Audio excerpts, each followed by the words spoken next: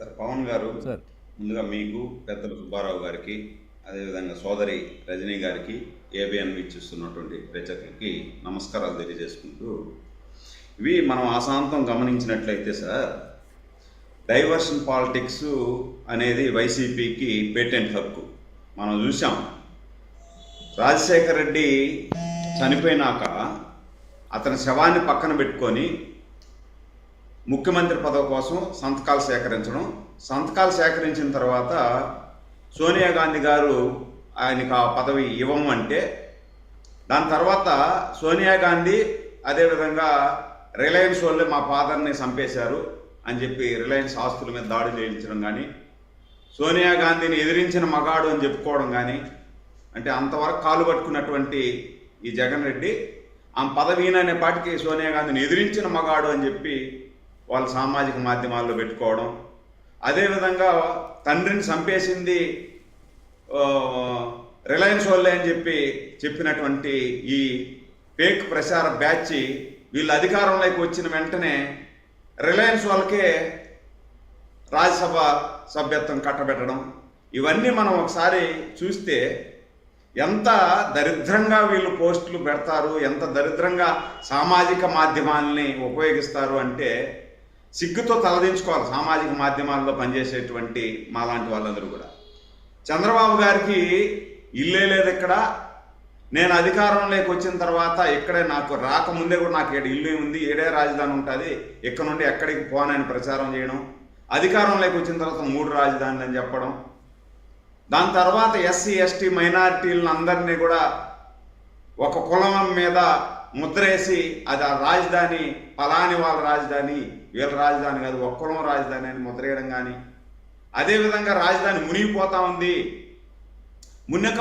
మునకమయంలో ఉంది రాజధాని అని చెప్పడం, సచివాలయంలో లీకేజ్ అవుతా ఉందని చెప్పడం, ఇవన్నీ చెప్పారు. మళ్ళీ అధికారంలోకి వచ్చిన తర్వాత అదే సచివాలయంలో కూర్చొని 5 సంవత్సరాలు అధికారాన్ని వెలగబుచ్చింది మనం చూసాం.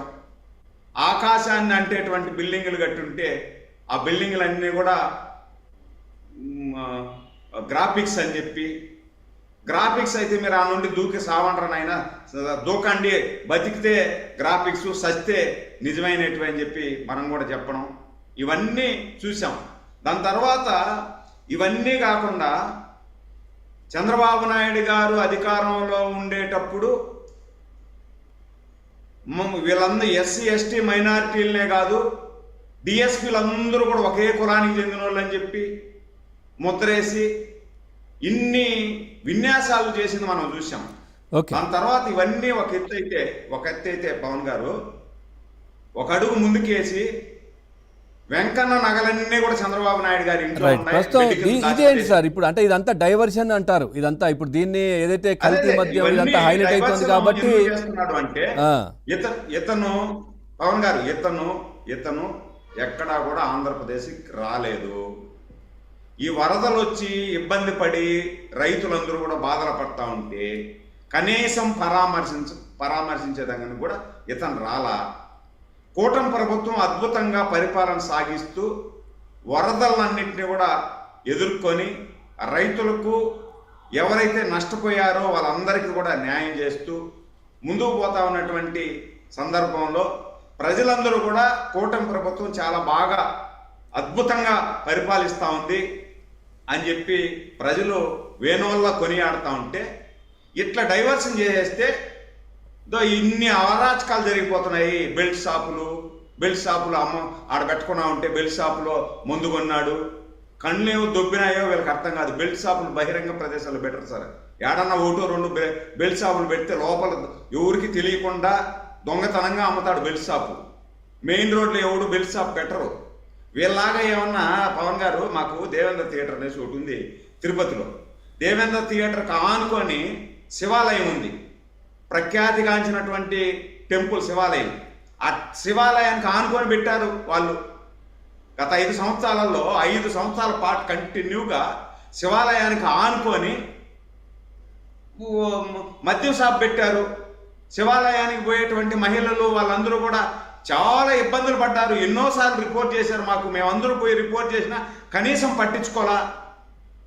నేతాజీ స్కూల్ అనేసి ఒకటి ఉంది, ఆ ఆ స్కూల్ కాంపౌండ్ కానుకొని వీళ్ళు మళ్ళీ వైన్ చెప్తున్నారు షాప్ పెట్టారు. స్కానర్లు పెట్టారు, స్కానర్లో మంచిదా చెడుదా అని ఎట్లా చెక్ చేసుకుంటారు, అంత సమయం ఉంటుందా అని వీళ్ళు మాట్లాడుతున్నారు. దాదాపుగా మన ఎక్సైజ్ శాఖ మరి మంత్రి కొల్లు రవీంద్ర గారు చెప్తా ఉన్నారు, దాని గురించి డీటెయిల్స్ ఇచ్చారు. 4,50,000 పైన మంది ఇప్పటి వరకు స్కాన్ చేసి చూసుకున్నారంట, ఇది ఒరిజినలా కాదా అనేది ప్రస్తుతం.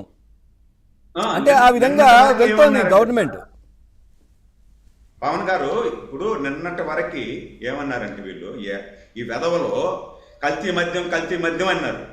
గతంలో 2014 నుండి 2019లో కూడా వీళ్ళు వేసిన ఆరోపణల్ని మేము సమర్థవంతంగా తిప్పి కొట్టలేకపోయాం కాబట్టి ఇబ్బంది పడ్డాం. అందుకనే ఇప్పుడు ప్రతిదానికి కూడా అప్పటికప్పుడే స్పాట్ పెడేస్తున్నాం.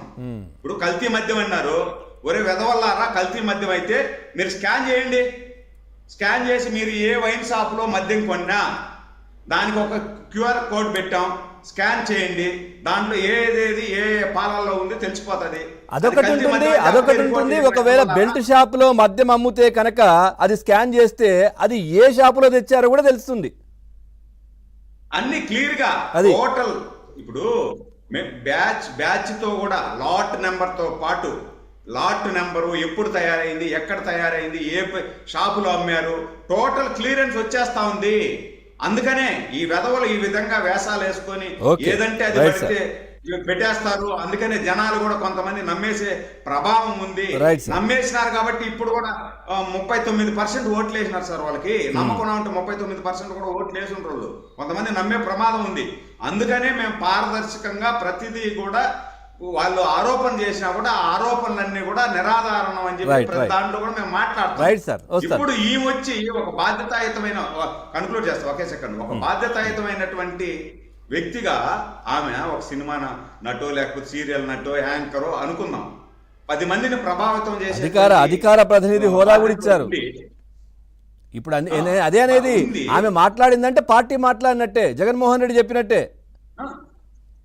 అంతే కదా సార్. ఇప్పుడు అంతెందుకు సార్, జగన్మోహన్ రెడ్డి తప్పుడు మాటలు మాట్లాడుతున్నాడు.